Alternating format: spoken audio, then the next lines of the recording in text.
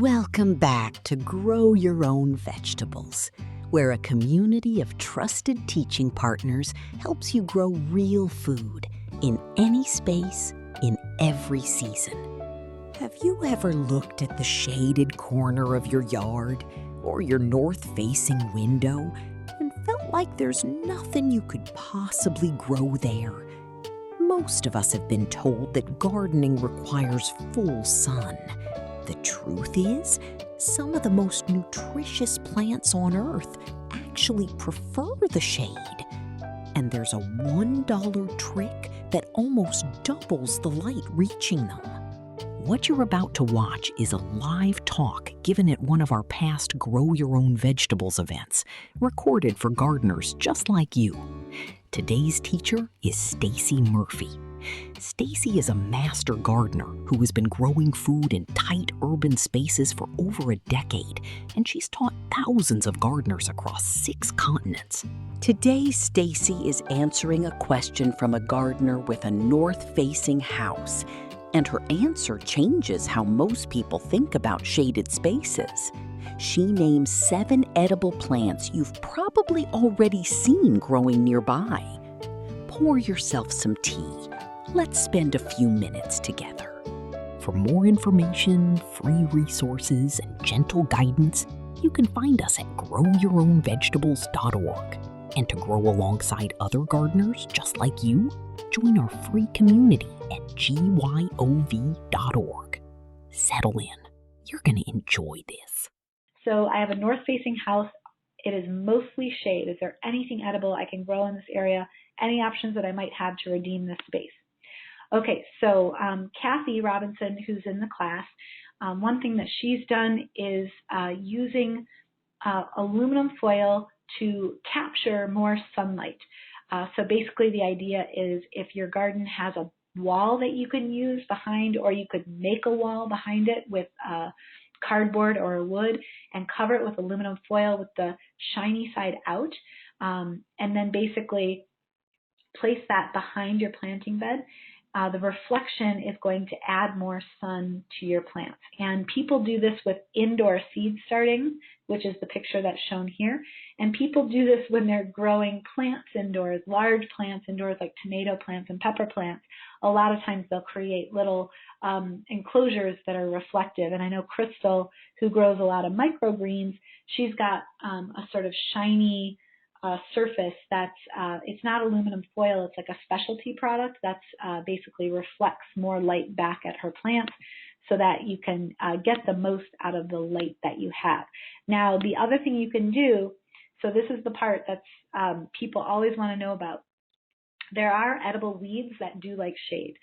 So dandelion, mallow, sow thistle, wild lettuces, nettles, wild brassicas, and onion are all things that can thrive with the shade. And once they're established, they don't need a lot of maintenance. Now, that'll change the way you cook and what you cook, because a lot of those are edible weeds that you're not really accustomed to growing or eating. But they are super nutritious, and they're also medicinal too. So changing the perspective and saying, okay, maybe it's not what I'm used to growing, but maybe I can try something different. So those are some of the things that you might try. And then the other things that you might look at are edible flowers and perennials that like shade. So Fiddlehead ferns, I should have brought a photo of that. So Fiddlehead ferns are a very specific type of fern. They like the shade. And in the spring, the sprouts of the fern, they're kind of curlicues, and you can get them at farmers markets oftentimes. Those are things that you can grow. They're full of vitamins, and they are prolific in the spring. Violets are a kind of flower that you can grow in the shade. Daylilies have edible shoots that you can grow in the shade. So daylilies, they like dappled light generally. Some like more or less sun than others, but they have shoots that come up every year, and you can harvest those shoots. And you don't have to, I wouldn't harvest all of them because you want the daylilies to keep growing back, but you could harvest some of those shoots.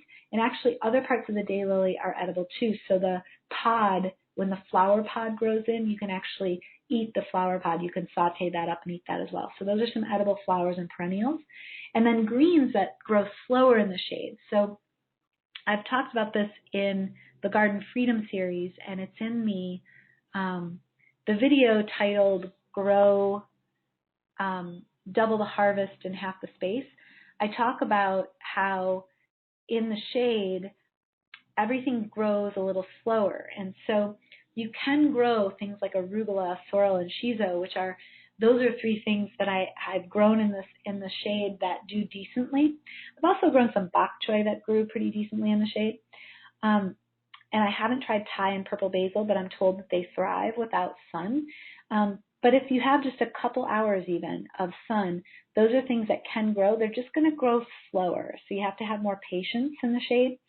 And that means that you might harvest it when it's smaller, and that's okay. You might also consider growing things like pea shoots and then harvesting them as shoots and not growing them into giant peas. So those are some things that you could consider. And I'm going to double check the chat box because people might have some additional comments. Yeah, so Crystal says, Mylar, I've heard people have a lot of success just with white shiny surfaces as well. Some say the white shiny surface works even better. So white, Mylar, it's spelled M-Y-L-A-R, and it's actually, as an architect, Mylar is a material that we used to use all the time for ink on Mylar drawings. That's how we used to design buildings, and apparently now they're using Mylar for other things now that architects work in the digital world online. So Mylar, yes, is a white, glossy, shiny surface, semi-plastic surface. So that's another thing that you could try as well to create that surface. If you'd like more guidance on growing fresh, flavorful greens, even in small spaces, Stacey has put together a simple guide for you.